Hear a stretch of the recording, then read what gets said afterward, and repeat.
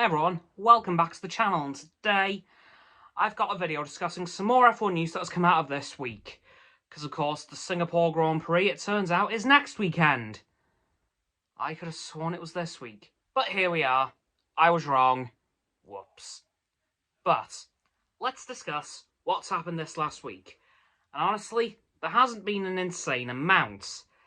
Except what there has been has started to shape the grid for next year a little bit further, and also throw a few more spanners in the works for that. So let's start off with the one confirmation of a driver who's staying, and that is Yuki Tsunoda is staying at AlphaTauri, which frankly I wasn't incredibly shocked about, but also it kind of surprised me that there wasn't an announcement about Pierre Gasly alongside it, which is making me think, is he moving on next year? Potentially to Alpine, as we of course know is the rumour. But one driver that was just announced only hours ago from the time of recording that he would be leaving his team is, to nobody's surprise, Nicholas Latifi. Yep, come next year he will not be racing with Williams. Do I think he'll be racing with anyone else in F1? I'm going to take a little bit of a guess and say no. But that, of course, does leave that second Williams seat up in the air. Of course, my personal theory for that is that it's going to go to none other than Nick de Vries, as, of course, he absolutely wiped the floor with Latifi in the last race. So I wouldn't be at all surprised if de Vries is announced in the next coming weeks to be replacing Latifi.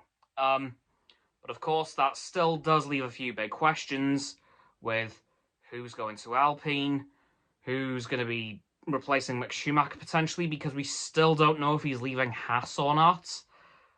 There are still so many unanswered questions for next year's grid, and we're kind of running out of time to answer them. Well, we're not, but it'd be nice to know everything before the end of the season, although, let's face it, this is going to be getting very complicated very soon. There is also now rumours flying around that Mattia Binotto has indeed been removed from his team principal role for next year, and the rumoured replacement for him is none other than former Renault team principal Flavio Briatore, who, of course, if you know what happened in Malaysia in 2008, you can understand why he'd be a controversial choice. If you guys know what I'm talking about, you know what I'm talking about. If you don't, search up Crashgate. That will explain everything. Yeah, not much else has happened this week. We have had a calendar release for next year, a 24 race calendar in fact, although I have a strange feeling it's going to need revising. Because the Belgian Grand Prix is scheduled for the same day as the GT 24 Hours of Spa. And somehow, I don't think 60 cars going around that track is going to work.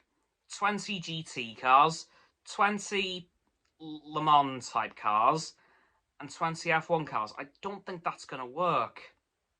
I don't think. Anyway, guys, that's going to do it for this video. To kind of round up the last week of F1 news before we go into race week next weekend for the Singapore Grand Prix, where Max Verstappen could wrap up the 2022 title mathematically. Wow. So please, like this video, subscribe to mine, Roxanne's and Frost's YouTube channel. Their links are in the description. My sub button is down there. Yeah, that big red one. Unless you've already subbed, then it's grey. Thank you for that, by the way. And once you've done that, please don't forget to click all three of our bell icons to get all three sets of our notifications. Comment as well, because why not? And let me know who you think is going to be taking the remaining F1 seats for next year, and what you think of the Binotto-Briatore rumour, and how you feel about the calendar for next year, especially considering the Texas-Abu Dhabi doubleheader. Yeah, that's a weird one. Once you've done that too, please follow me on my social medias. There'll be a link tree in the description. I should still be going live on Stereo tomorrow at 6. And please check out Roxanne's website and Frost's Instagram. They'll be below my link tree with all my social medias in. And lastly, please share this video with all of your friends so they can join the infinite loop of liking, subscribing, commenting, following, and sharing, and around and around and around that loop. And I'll see you guys tomorrow with another video. Goodbye!